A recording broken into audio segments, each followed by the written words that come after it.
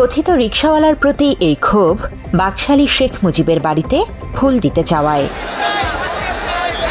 স্বৈরাচারের আঁতুড়ঘর আখ্যা দিয়ে আগেই ভেঙে দেওয়া হয়েছে মুজিবের ঢাকা ধানমন্ডি ৩২-এর বাড়ি। এখানে বসে রাজত্ব চালিয়েছে অন্যায়ভাবে।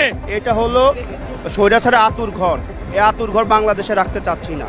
ওই আঁতুড়ঘর সে কিভাবে বসে স্বৈরাচার ওইখানে আপনার হলো ভাষণ দেয়। ৩২ নাম্বার আজকে মাটির সাথে মিশে যাবে ইনশাআল্লাহ।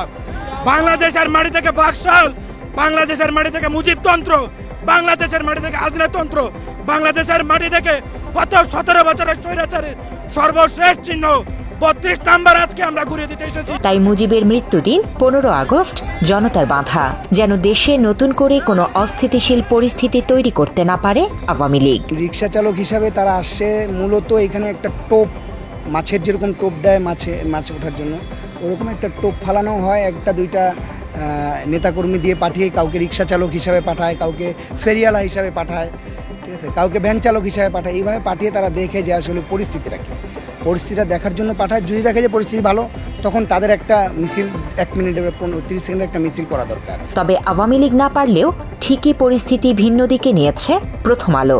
কথিত রিকশাওয়ালার প্রসঙ্গকে বিতর্কিত করতে সংবাদ প্রচার করেছে পত্রিকাটি।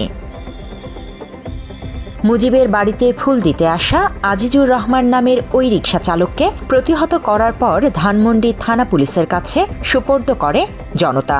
বিষয়টি নিয়ে সংবাদ প্রচার করে প্রথম আলো বলে, ধানমন্ডি ৩২-এ ফুল দিতে গিয়ে আটক রিকশা চালক জুলাই গণ অভ্যুত্থানে হত্যা চেষ্টা মামলায় কারাগারে।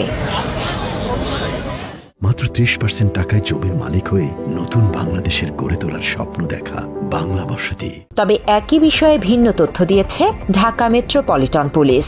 এক বিবৃতিতে ডিএমপি জানিয়েছে, ধানমন্ডি ৩২ থেকে আটক রিকশা চালককে হত্যা মামলার আসামি করা হয়নি।